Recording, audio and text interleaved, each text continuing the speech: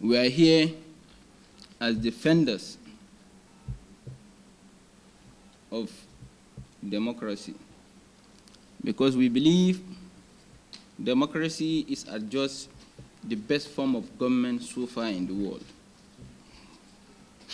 It is in lieu of this that we consider certain people who are threats to democratic tenets and principles and its consolidation.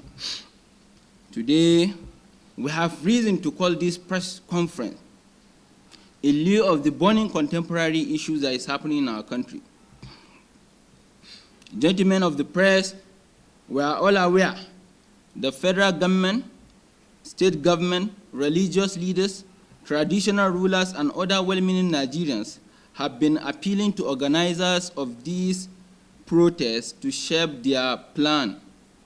These appeals are to a great extent understandable, given the fact that the federal government is already addressing the issues that the organizers of the protests have stated as the reasons for planning to embark on nationwide protests.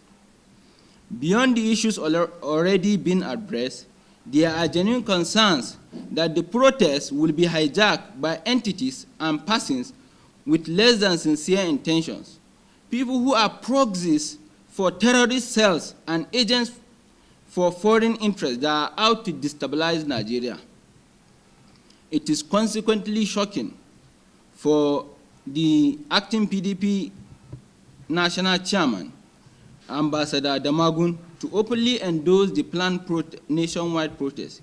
He even went further to ignorantly criticize the government for persuading will-be protesters to hold off on the protest.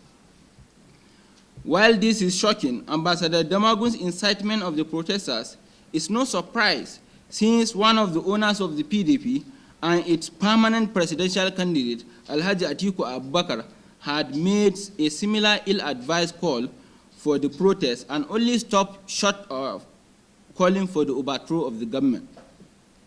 We have noted that there is more to this endorsement of the protest by the PDP and its chieftains than they are admitting to Nigerians. The conscience of democracy in Nigeria wishes to remind Damagun and those for whom he runs errands that the log is in their eyes.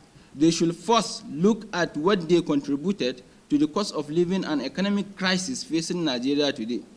President Bola Tinubu's administration may be incumbent today, but the foundation for what we are collectively experiencing today was led by the PDP 16 years of misrule, which was fortunately truncated by committed patriots and Democrats. And because the PDP had anticipated that it will rule over Nigeria for over 60 years, unfortunately, Nigerians rejected them when they are at the verge of collapsing the country. Furthermore, with the appellation of ambassador, Damagun is aware that Nigeria is a federating entity with 36 states and the FCT, out of which the PDP controls 13 states. The implication is that the PDP is still responsible for 1/3 of the country. So if there is bad governance, Damagun and his allies should accept part ownership instead of pretending that they made no contribution to the current state of affairs, which the incumbent federal government is trying to remedy, by the way. The Federation Account Allocation Committee, FAC, allocation to state has almost tripled since the latest 2023.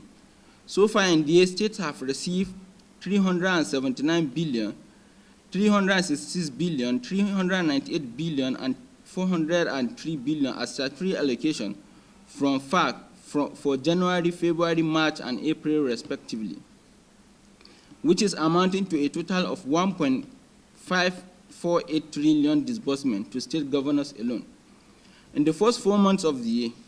Similarly, the local government areas, which operate more like state appendices, thanks to President Bola Tinubu, who ensure that the local government regain their autonomy, The local government have received 278 billion, 267 billion, 288 billion, and 293 billion, amounting to 1.126 trillion.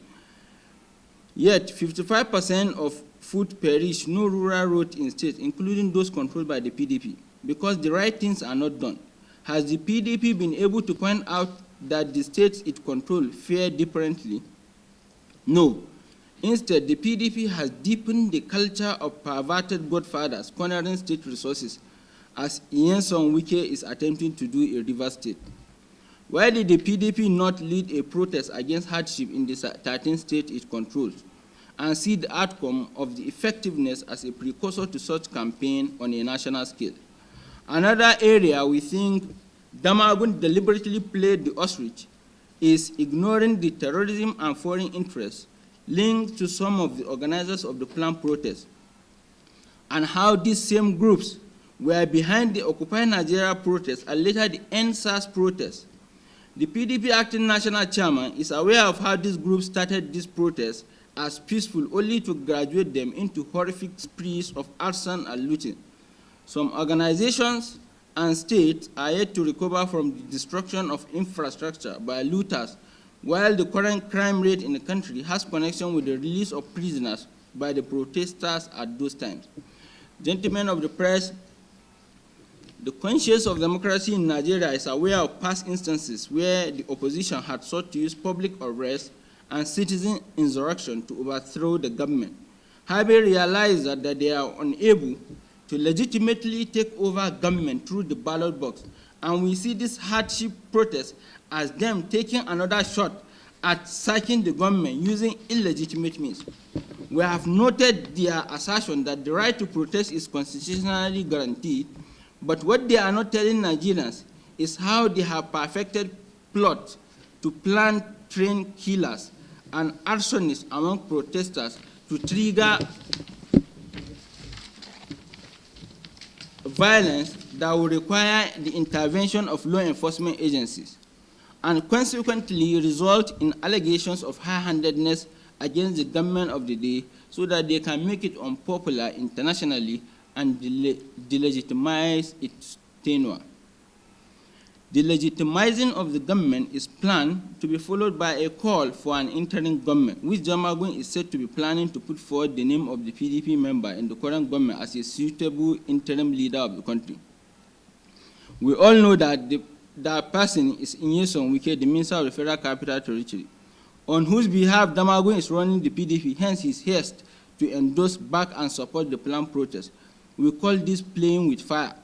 We are further concerned by the revelation that Damagum and his associates, as sponsors of the planned protest, have engaged the services of Western media organizations and international NGOs to demonize the federal government with a focus on claiming that it has lost legitimacy if the protests are allowed to go ahead. The PDP has reportedly lined up people to grant interviews to this media organization to deepen the warped narrative that the protests should automatically be taken as citizen referendum to sack the government. Again, this is playing with fire. These matters are ordinarily things we should leave for the intelligence and law enforcement agencies to deal with, but Damagum alliance with Nyesom Wike makes his support of the planned protest exceptionally dangerous for the country. We see it as Damagum having a vantage position to sabotage the government from the inside as Wike's ally, and this is a risk Nigeria must not take.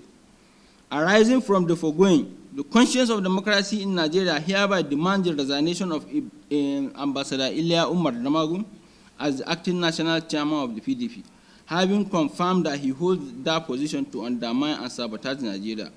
We call on the Office of the National Security Advisor to immediately set up an inquiry into the activities of Damagum and his link to the planned protest, including liaising with some person in the immediate past administration of President Buhari and international entities to sabotage Nigeria.